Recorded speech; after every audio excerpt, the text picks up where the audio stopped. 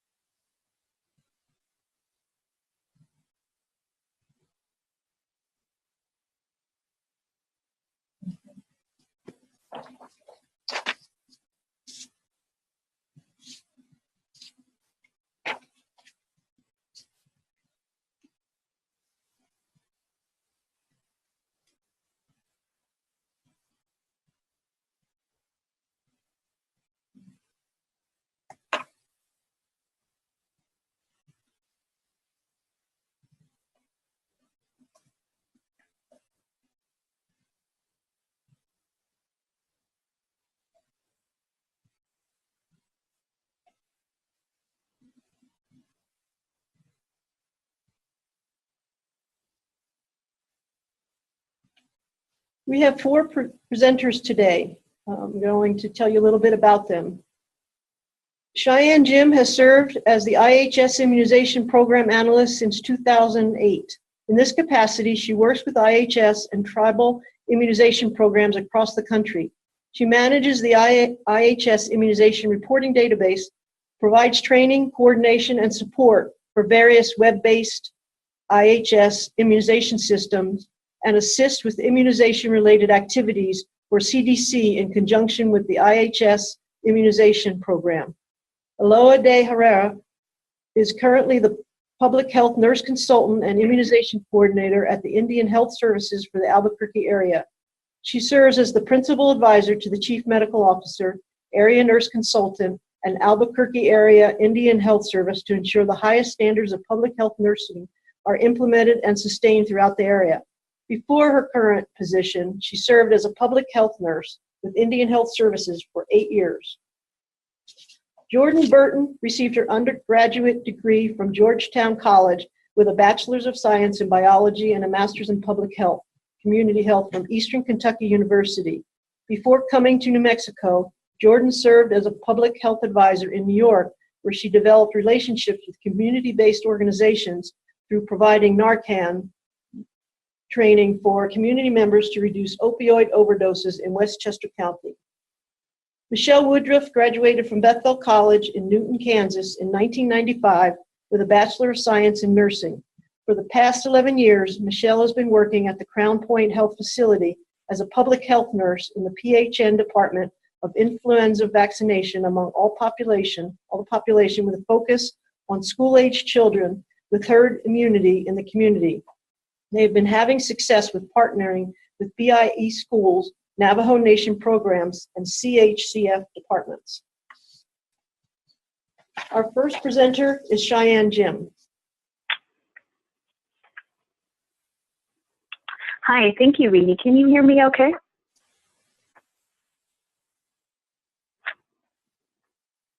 Yes, we can, Cheyenne. Okay, all right, great, thank you. Good morning, everyone. My name is Cheyenne Jim, and I am a CDC contractor working with the IHS Immunization Program. Next slide, please.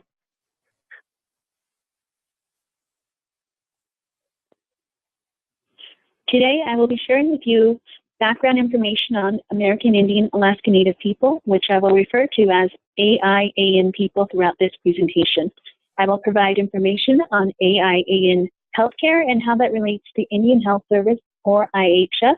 Then I will share current AIAN immunization coverage for children, adolescents, adults, and also challenges within IHS. Next slide, please. The total AIAN population, according to the U.S. Census, is 5.2 million, which is about 1.7% of the total U.S. population. There are 573 federally recognized tribes and 65 state-recognized tribes across the country. Tribal enrollment is determined by each tribe and in most cases is based on blood quantum or historical documentation. Next slide, please. The map on this slide shows the geographic distribution of AIAN reservations and tribal lands. The darker the green, the higher the concentration of AIAN people living in that area. According to the U.S. Census data, 78% of AIAN people live outside of AIAN reservations and tribal lands. The largest proportion of AIAN people live in the West region, and states with the largest AIAN populations are California, Oklahoma, Arizona, Texas, and New York. Next slide, please. Now I would like to talk about AIAN healthcare. The IHS has been a part of the Department of Health and Human Services since 1955. IHS is a federal healthcare provider for eligible AIAN people. For AIAN people to be eligible for care, they must be a member of a federally recognized tribe. IHS is not an entitlement program, and we provide healthcare to about 2.2 million AIAN people. IHS is a highly decentralized system with 12 administrative regions and 170 service units. Per capita healthcare expenditures for IHS in 2015 was $3,688 per person, compared with $9,523 per person for the U.S. in 2014. IHS is underfunded and spends less money per patient than the general U.S. Next slide, please. This is a map of the 12 IHS administrative regions. As you can see, many of the areas cover multiple states. For folks in New Mexico, the IHS facilities in New Mexico fall under either the Albuquerque area or the Navajo area. The AIAN healthcare delivery system consists of 170 service units across the country, including 49 hospitals and 551 ambulatory care facilities. Next slide, please. This table displays the number of IHS tribal and urban facilities, also known as ITU facilities, across the country. IHS facilities are funded and managed by IHS. There are 117 IHS facilities in total. Tribal facilities are funded by IHS and managed by a tribe. There are 552 tribal facilities. Urban facilities are funded in part by IHS, but not managed by IHS. There are 34 urban Indian programs total. Of the 704 facilities funded by IHS, only 17% are directly managed by IHS. Next slide, please. I'd like to talk a little bit more about the differences between IHS and tribal facilities. IHS has jurisdiction over all IHS facilities. The IHS immunization program and the IHS area offices can offer assistance and work with the facilities if needed. IHS facilities must follow all IHS policies, including providing all ACIP recommended vaccines, support for standing orders, and following the mandatory healthcare personnel influenza vaccination policy. Tribal facilities have limited IHS oversight. Tribal leadership sets policies, structure, and staffing, which varies by site. Tribal facilities are encouraged and highly recommended to implement IHS policies, but they are not required to. Next slide, please. While there are some unique aspects to the IHS in that we serve exclusively AIAN people and many of our facilities are in very rural, often remote areas, there are a lot of similarities between IHS and other healthcare systems. We have a defined patient population and a network of healthcare facilities spread over a geographic area. We use an electronic health record that has clinical decision support, report capabilities, and for some facilities, data exchange with the state immunization information system. Next slide, please. In regards to funding and resources, next slide, please. In regards to funding and resources, funding for ITU facilities comes out of the IHS overall appropriation from Congress. CDC provides VSC vaccines to states for ITU facilities and provides direct assistance to IHS for CDC staff to support the immunization program. Overall, IHS immunizations cost an estimated $85 million in fiscal year 2017. Some states utilize vaccine funding received from CDC to provide adult vaccines. Eligibility varies by state, and vaccine availability is dependent on funding. Next slide, please. The IHS policy is to follow all ACIP recommendations for vaccines. The vaccines are added to the IHS core formulary after ACIP publishes the recommendation.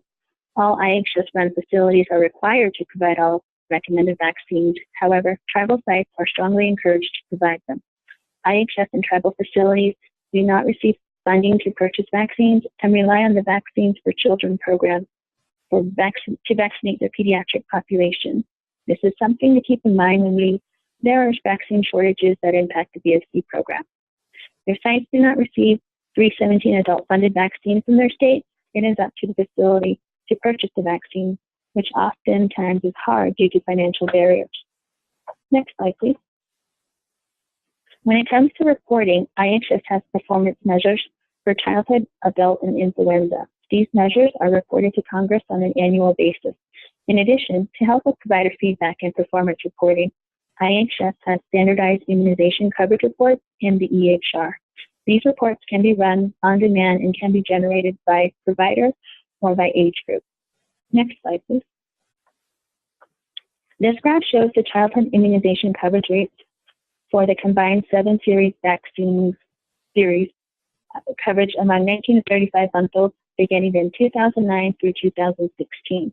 The combined 7 vaccine series includes 4 or more doses of DTaP, 3 or more doses of polio, 1 or more doses of MMR, the Hibful series, which is 3 or 4 doses depending on product type received, 3 or more doses of Hep B, 1 or more doses of varicella, and 4 or more doses of PCV. The green line in this graph represents the National Immunization Survey, or NIS, national data. The blue line represents NIS New Mexico data. The red line represents IHS data for facilities in New Mexico. And keep in mind, this graph includes data from 2 different sources. Overall, childhood coverage for the U.S., national, New Mexico, and IHS is very similar and has remained steady for the past 2 years. Coverage in 2016 was about 72% for IHS facilities. Next slide, please. This graph displays adolescent immunization coverage among 13 to 17-year-olds for the Tdap, meningococcal conjugate, and HPV vaccine. The green bar is the NIS national coverage, the blue bar is the NIS New Mexico coverage, and the red bar is the IHS data for facilities in New Mexico. And as you can see, coverage for IHS facilities is higher than the U.S. and New Mexico populations. However, HPV still has the lowest coverage compared with Tdap and meningococcal. Next slide, please. This graph shows adult immunization coverage for the U.S. and IHS for 2015. The U.S. data is indicated by the dark blue bar, and the IHS data is indicated by the light blue bar. This is the most current U.S. data available, and as you can see, coverage for IHS New Mexico facilities is higher than coverage among adults in the U.S. Next slide, please. Let's now talk about some challenges in IHS. In regards to vaccine access issues, because our patient population is largely rural, there are transportation issues which can add an additional challenge to patients who may not go to the clinic for preventive care and wait until they are very sick to seek care. Addresses and phone numbers often change frequently, making reminder recall strategies difficult for facilities. Some patients express vaccine hesitancy and elect to refuse the vaccine or go on an alternative schedule. This has an effect on our coverage rates because children who start late or get off schedule are not considered up to date in our reports. For adult patients, there is an added challenge of vaccine costs and reimbursement. Next slide, please. When considering provider-specific challenges, past quality improvement efforts within IHS have found that some providers may not be given a strong recommendation for all vaccines, especially when it comes to the adolescent HPV vaccine. This is not any different than what is seen nationally. Missed opportunities are also a challenge for providers. There may not be protocols in place to routinely assess vaccination status for every patient. When it comes to parent of patients or patient-specific challenges, vaccine hesitancy, which we have already talked about, was identified by providers. The lack of patient awareness about health benefits of vaccines has also been identified as a challenge, and most adults are not aware of which vaccines they or their children need. Many IHS facilities have identified bidirectional data exchange as a challenge. This challenge occurs at two different levels. The first level is data exchange between the IHS EHR, and the second is data exchange between IHS and the State Immunization Information System. All of these challenges are no different than what we see at the national U.S. level. These challenges are also not limited to a specific age range. Next slide, please. Within IHS, we have established some best practices which support our health system. These include provider reminders in EHR, which cover all ACIP-recommended childhood, adolescent, and adult vaccines, patient reminder recall lists and letters for those not up to date. We also have standing orders implemented at most facilities, which increases access to vaccines through nurse-only visits, walk-in clinics, and pharmacy-based immunization. I would also like to note that within IHS, our pharmacists are embedded within an IHS clinic, which helps reduce missed opportunities by assessing, administering, and/or referring vaccines. Lastly, we distribute quarterly immunization coverage reports for childhood, adolescent, and adults. IHS also has performance measures which track how facilities and providers are doing to vaccinate their patients at the recommended ages. Next slide, please. And for those in the audience who may be wondering how states can partner or collaborate with tribal communities to improve immunization, there are a number of ways, including attending tribal meetings and community events, building relationships with tribal leaders, and taking part in community engagement activities. Invite tribal leaders to participate on your local or state immunization coalition or advisory board, and this would help to identify their community's immunization needs. And also partner with IHS and tribal clinics, tribal epidemiology centers, or other tribal organizations in your area. Next slide, please. Now, this slide has my contact information along with the acting IHS Immunization Program Manager, Jillian Dossbacher. If you do have any questions or need additional information, please feel free to contact either one of us. Thank you, and I'll hand it back to Reenie. Thank you, Cheyenne. Aloha is our next presenter.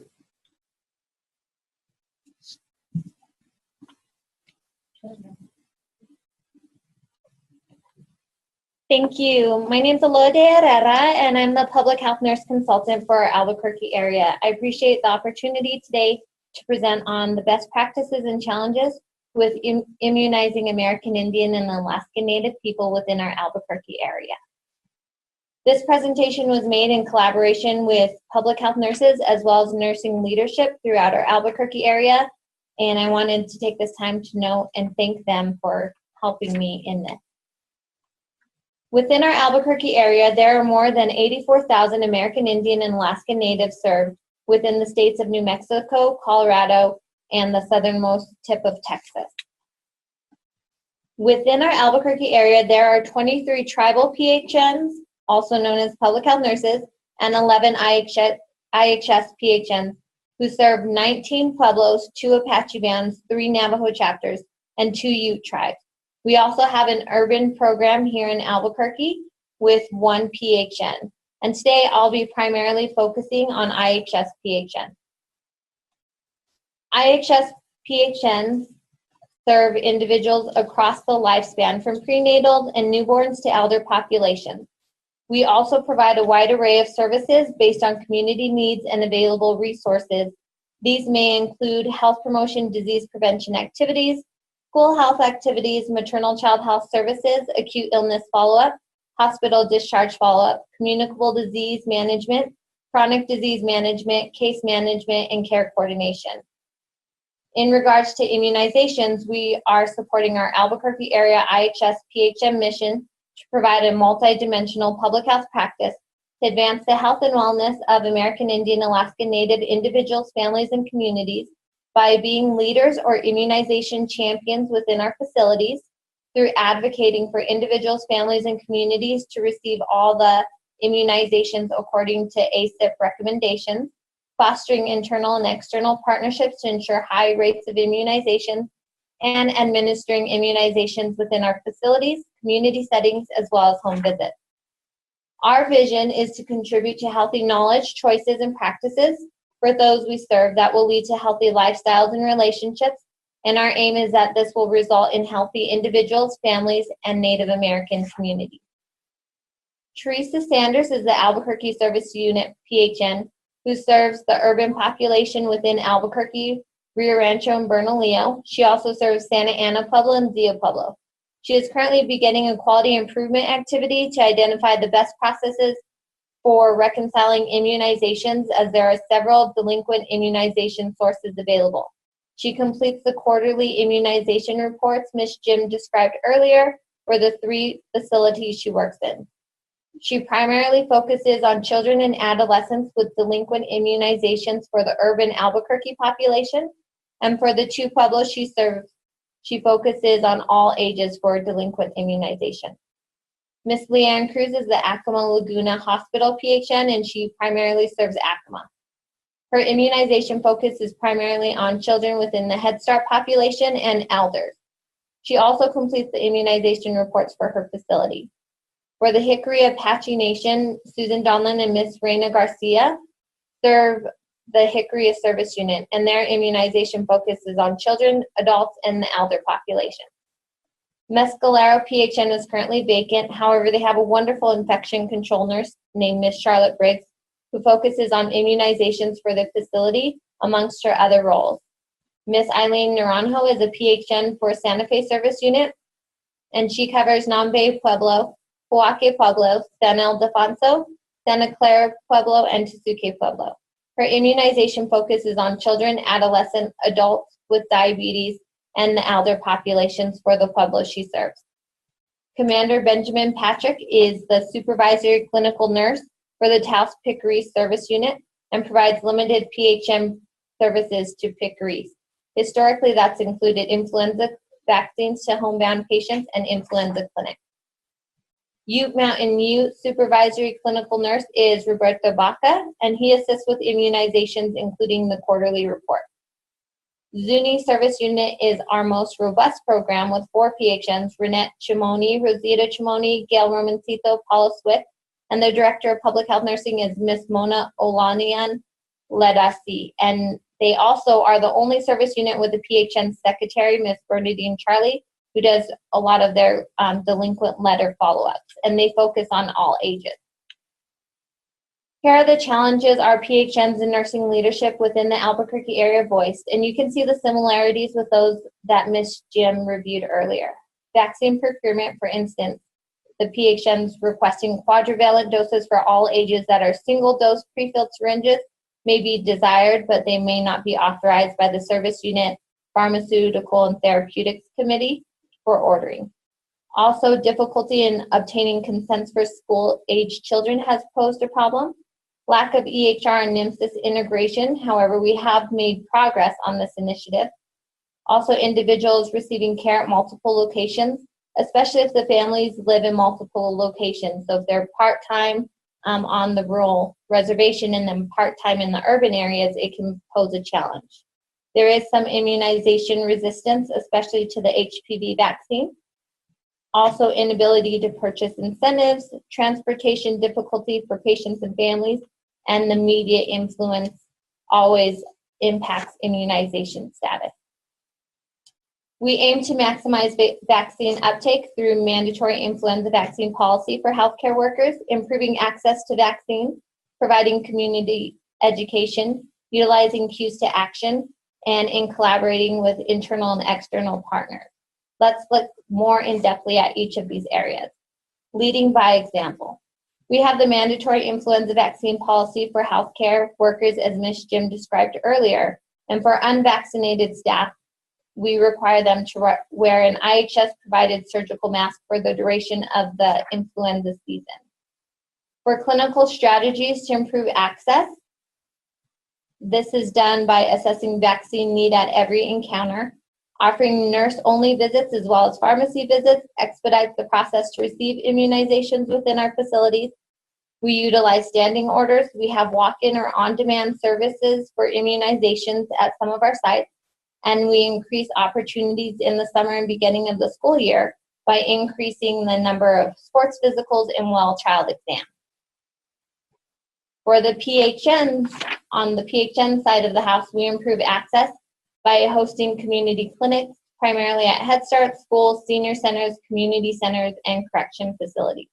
We also provide home visits, especially for those who are homebound. Another example is those high risk of cocooning a newborn, all the family members who plan to be in contact with that newborn within the first year. Our facilities have the ability to generate electronic PHN referrals easily for those with delinquent immunizations. In 2017, there were 3,332 visits for immunizations. And this year, from January to April, we've already had 576 visits. We also engage our tribal programs to assist with transportation if coordinated for immunizations update. And as you can see in this caption, for the Zuni Mass Community Clinic, the Zuni Service Unit CEO, Ms. Jean Otholi, was there throughout the entire clinic from morning to evening. And she said her primary reason to be there was to help. And it was important that her community knew how important it was to get their flu shot. We also educate through a variety of methods, whether it's the community boards or presence. We also send out educational brochures and materials that are provided to Head Start schools, senior centers, and community centers. The practice of including educational materials with delinquent immunization letters when these are sent out has proven to increase vaccine uptake amongst some communities. Education is also given at community health fairs and included in service unit newsletters that go out to all the patients and even in tribal newsletters as well. Cues to action. So a lot of these were covered by Ms. Jim, but we do have the EHR reminders, we have our performance indicators, as well as our quarterly immunization reports that are sent forward.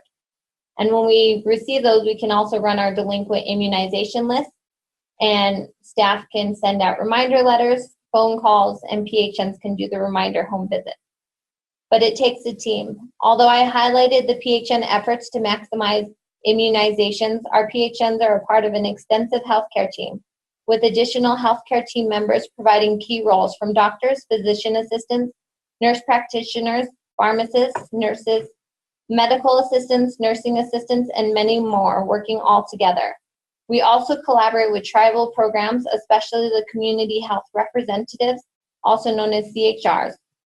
They have assisted us by making joint home visits to update immunizations, providing immunization education, delivering delinquent letters, locating patients, and assisting with our community immunization clinics. We are very appreciative of their roles in each and every community. We also collaborate with community center staff, senior center staff, and school staff, especially around influenza clinics within their facilities or providing presentations every year. Additionally, we collaborate with the New Mexico Department of Health to procure vaccine through the Vaccine for Children program. They have helped with quality improvement actions, as well as providing their not up-to-date or missing immunization reports for our staff to reconcile. Here's an example of a quality improvement project focused on delinquent adolescent immunization follow-up from one service unit. They decided to look at this after noticing their adolescent vaccine rates had plateaued. Initially, they decided to flow map their current process for delinquent adolescent immunization follow-up, and they actually found that 2 separate silos were in place, and neither of the silos knew the process for the other silo. Here you can see that the patient medical home team was doing pre-visit planning to reconcile immunization records, and if well child check was not needed and the parent consented, then they may change the visit to a nurse-only visit, like if the child needed their second HPV. Then for the families that did not keep their appointments, they would follow up with them to reschedule. On the PHN side of the house, they were running the adolescent immunization report, reconciling immunization records, and following up with telephone calls and letters to notify them. After the pediatrician, PHNs, nurse care coordinators, and director of nursing reviewed the flow map process, they completed a cause and effect diagram force field diagram on restraining factors, driving factors, and mitigating factors for increasing adolescent vaccine rates. And here's what they came up with. They decided to focus on linking the patient medical home team with the PHN into one process. You can see where both care teams still complete their steps, except there's an added linking element for a PHN referral or consult to be generated if the family does not keep their appointment multiple times. You can also see that the PHN would also connect the parents back to the care team to schedule that appointment to enhance the dialogue with everybody involved. Lastly, our Albuquerque area IHS and Tribal PHM Partnership Work Group is updating our policy templates for community-based immunization clinics and immunization administration in the home setting, based on guidelines from CDC, ACIP, New Mexico Department of Health, and the Immunization Action Coalition. I thank you for your time today, and here's my contact information, and I will send it over to Ms. Jordan Burton.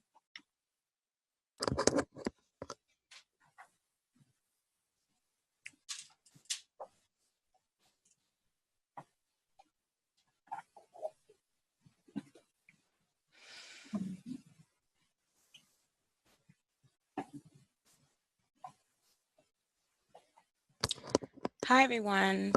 Again, my name is Jordan Burton, and I am a CDC Public Health Advisor assigned to the New Mexico Department of Health Immunization Program.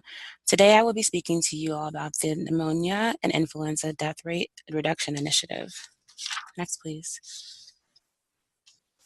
In keeping with our mission and vision for a healthier New Mexico, the New Mexico Department of Health Initiative's goal is to reduce deaths from influenza and pneumonia among New Mexico's American Indian and Alaska Native population. The initiative will aim to reduce influenza and pneumonia death rates by enhancing understanding about the issue, creating and strengthening collaboration among numerous entities with a stake in reducing the rates, and ensuring the sustainability of key elements of this initiative among all stakeholders. Next, please.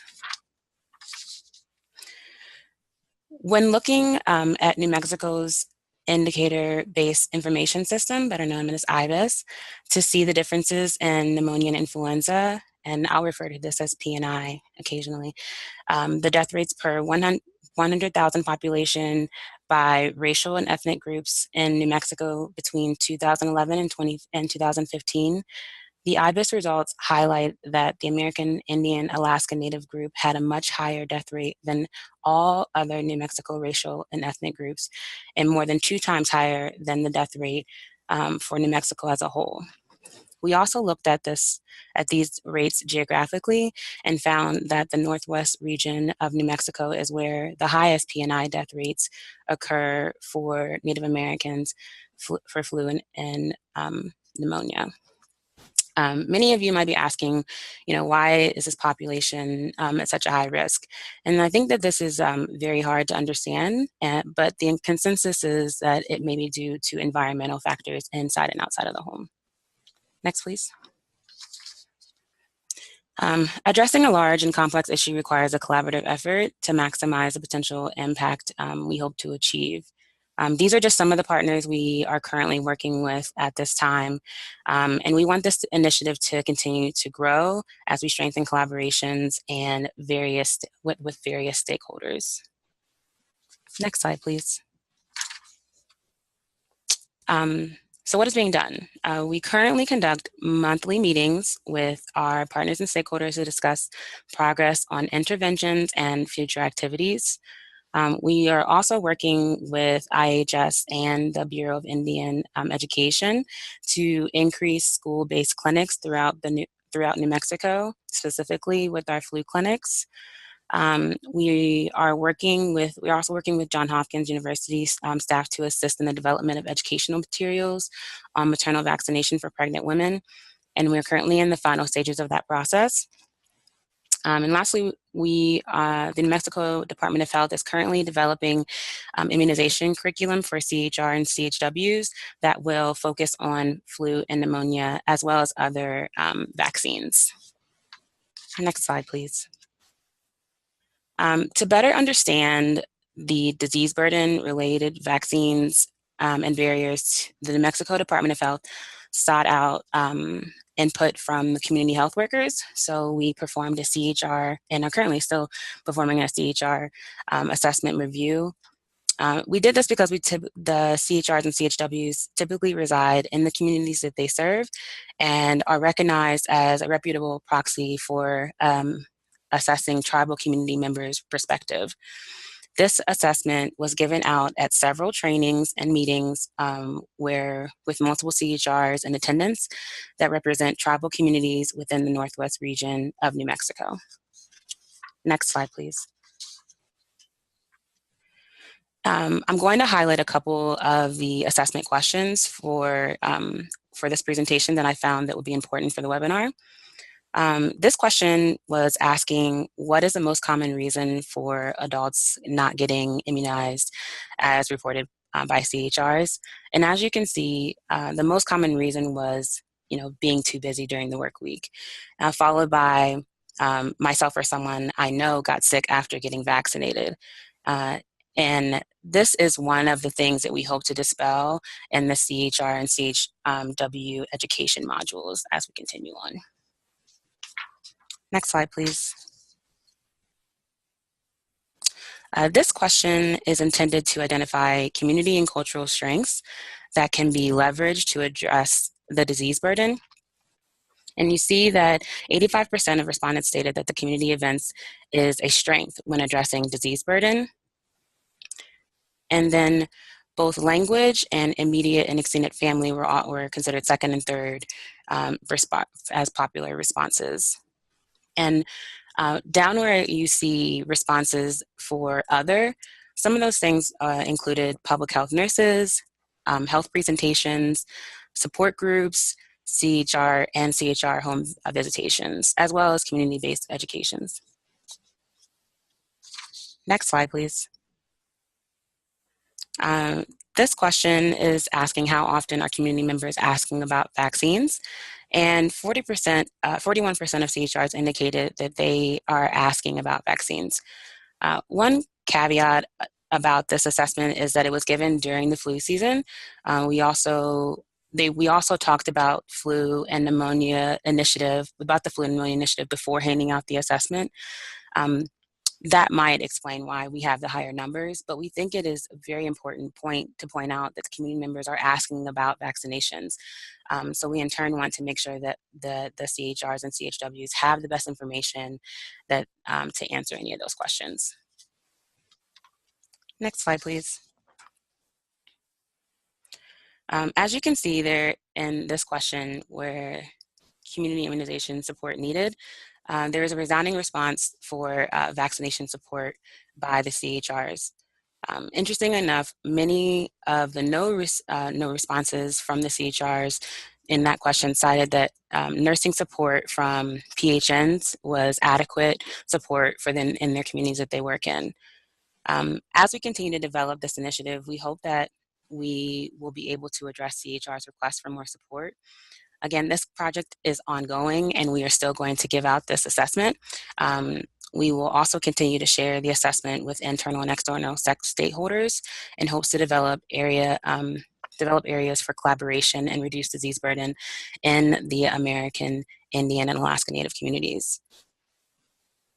Next slide, please. Thank you for your time, and I will pass it back to Rini.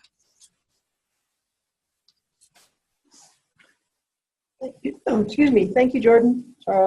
Michelle Woodruff will now present.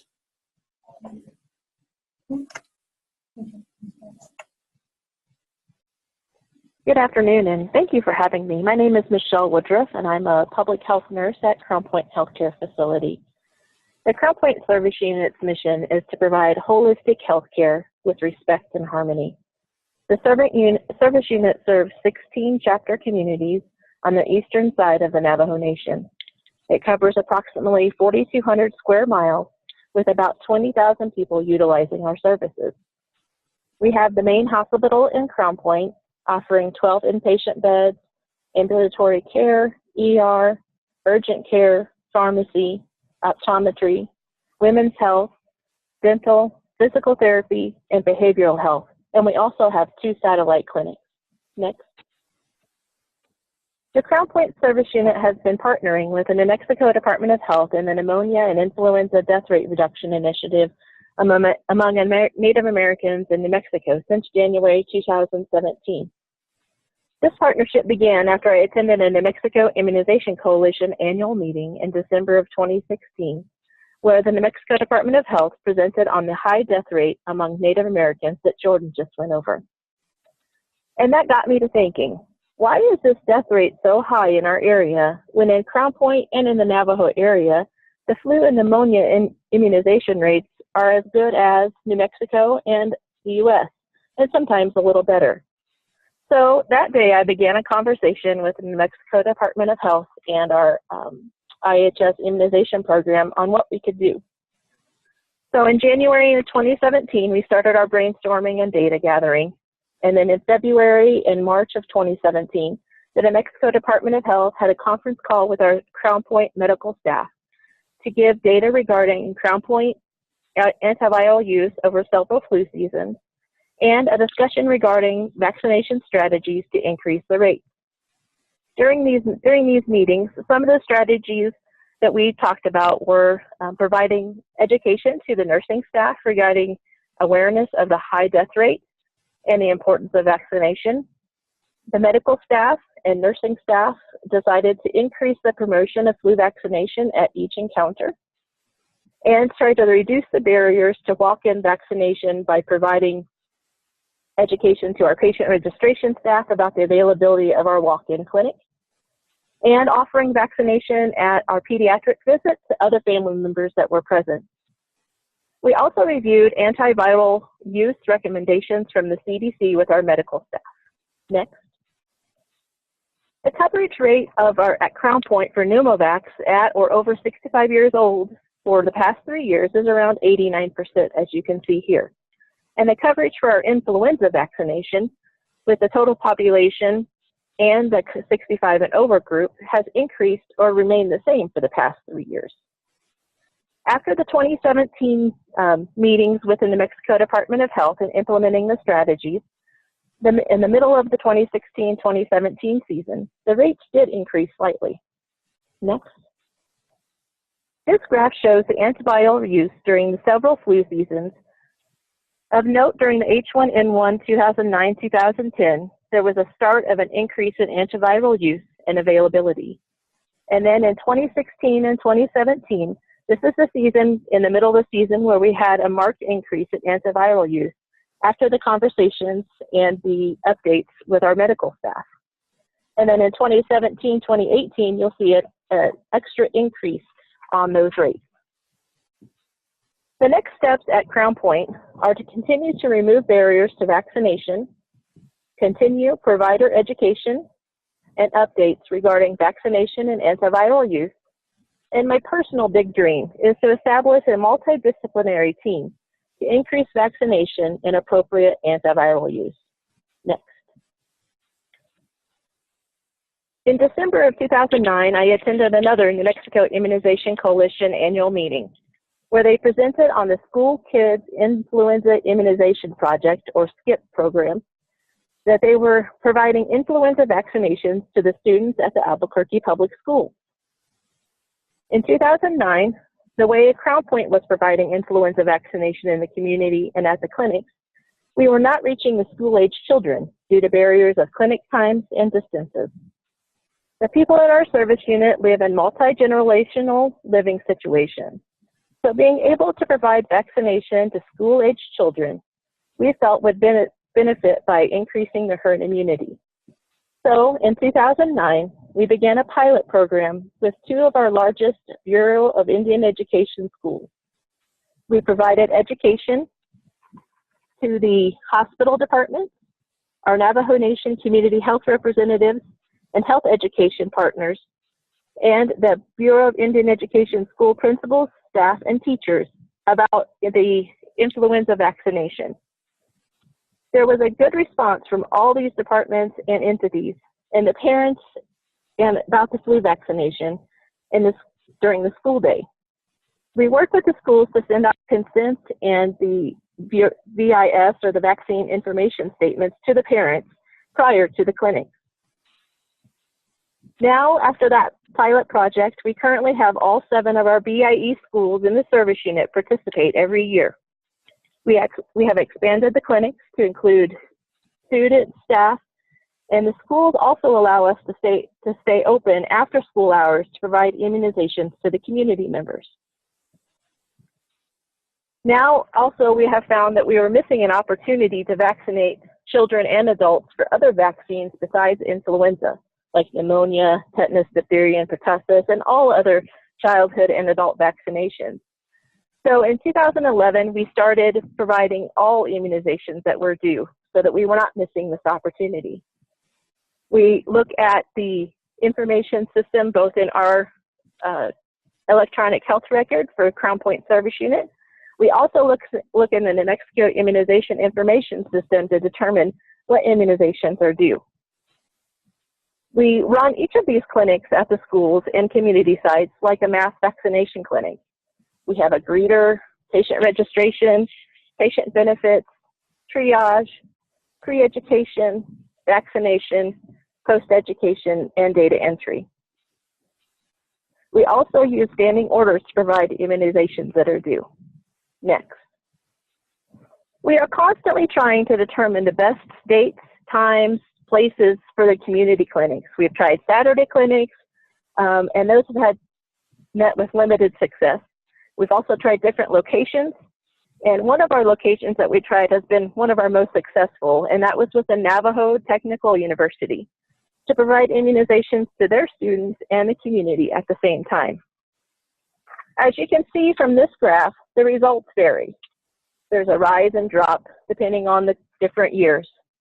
The rise in participation in the 2016-2017 clinic season was due to us being able not to provide evening clinics after the school clinics on the same day due to a barrier of staff overtime. Next. So as you can see on this slide, you can see that the 2016-2017 season for the school clinics was actually down during the same season that the community clinics were up.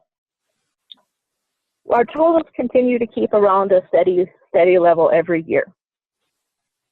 These clinics that we have are all PHN-run clinics, and they represent about 30% of the flu vaccinations every year.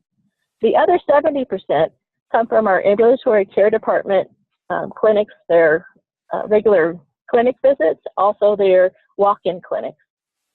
And so they provide the vast majority of our influenza vaccinations and other vaccinations.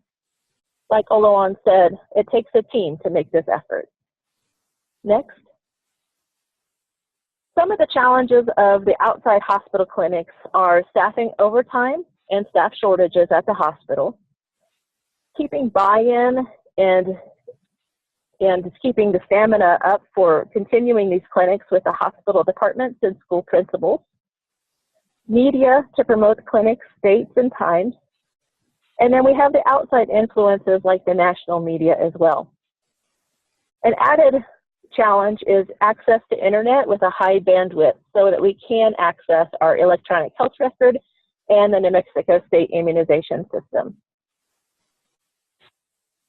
Some of our learnings thus far is that it is important to continue to build partnerships and provide continuing education to the schools as well as our community partners. To be able to utilize the schools to provide the clinics after hours that are open to community members is crucial for our success because they have the space that we need to accommodate the numbers of people coming in, and they have the good internet access we need to access our records well. Every year, the public health nursing departments gather with its schools, hospital, and Navajo Nation partners to strategize for the upcoming flu season for the community clinics. So, like I said, it does take a lot of team effort and a lot of teamwork to pull off some of these community-run clinics. Thank you very much for your time.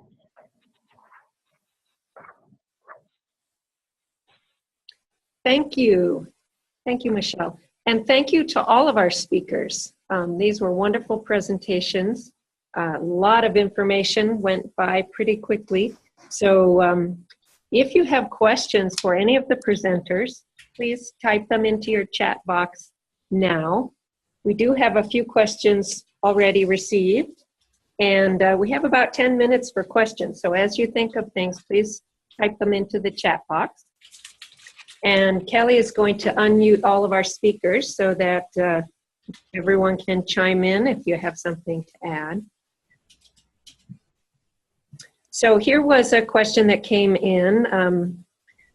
Cheyenne, when you presented some of the information about immunization rates for teens, especially for HPV vaccination, but also the other teen vaccines, IHS has achieved a very high level of vaccination compared to the US level. And do you have any idea how that has been achieved? Hi, thank you for the question. IHS has several factors, including the clinical decision support, which is built into the EHR. That reminds providers if a patient needs a vaccine, that it helps folks to know, our providers to know which vaccines they need. And in addition, we have a great group of providers and immunization advocates who recommend and administer all adolescent vaccines at every opportunity. As Michelle said, like community events, school-based health centers, and nurse-only visits. And I think our public health nurses have been amazing in using reminder recall activities and also sharing vaccine coverage rates with their leadership at the facility on a regular schedule to keep them informed of what coverage is and when coverage decreases. Great, thank you for that. Did anyone else want to add anything to that? Okay, well, we have another question that just came in. This is for Jordan. Do you have any idea towards combating the flu myths? I know some recent research has shown that addressing vaccine myths can actually reinforce vaccine myths in the community. Hi, everyone. I think it's just really important to, just discuss like the benefits as opposed to the negatives when it relates to combating the flu myth.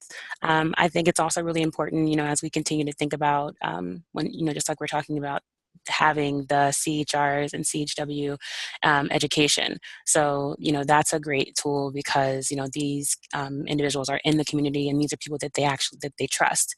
So having people in the community, having these stakeholders that are encouraging people to get this vaccine and talking about all the benefits is really important. Thank you. Great, thank you for that. So Alowan, you had mentioned that for providers, they have to receive the flu vaccine or wear a IHS-approved mask. And I just was wondering, what is the uptake for staff and providers in IHS facilities? I may direct this one over to Cheyenne Jim. She'll probably have the actual number, but I know it's been in the high 90s for the past 2 years. This was implemented. So I believe we were at 95.6%. Miss Jim, is that right?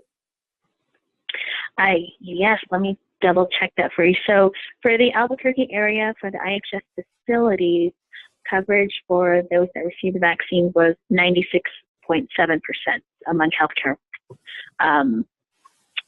personnel, and that was a total of 820 healthcare personnel, so a very large number. When we look at coverage rates for all IHS facilities nationwide, we are about 84.1% coverage, but when we look at IHS facilities in which this mandatory flu vaccine applies, coverage for IHS facilities nationwide is 95.8%. So for the second year in a row, we have exceeded the Healthy People's 2020 goal of 90% for healthcare personnel. That's fabulous. Thank you. We have another question. Folks are wondering if, based on last year's high use of antivirals, if we've been able to see a reduced mortality in this past influenza season. I believe that's for Michelle. I actually don't have those numbers, and Jordan might, but it's probably a little early to get those numbers for this past season to see if there's been a reduction of the death rate. And unfortunately, our facility does not participate in the flu surveillance program, so I don't know if those numbers would be influenced by that as well. Okay, Yeah, great. I agree with Michelle. We don't have those numbers at this moment to give to you all. Okay. We have another question. Could someone comment on the communication between the IHS, EMR, and NMSIS?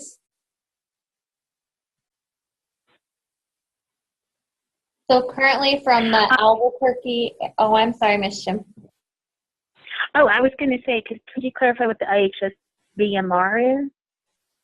I think they meant EMR. CHR integration. Right, so the electronic health record, I believe that's what they're asking.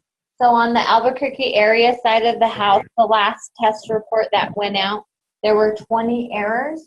And so we're hoping with the next NMSIS patch that those will be rectified, and then we can move forward with our test pilot site.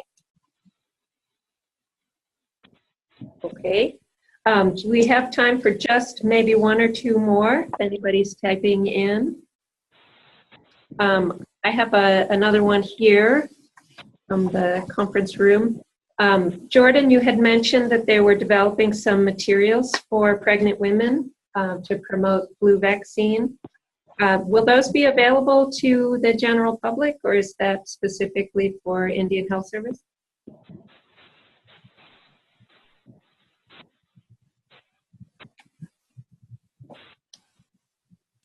Sorry. Hi, this is Cheyenne. I can help answer that question.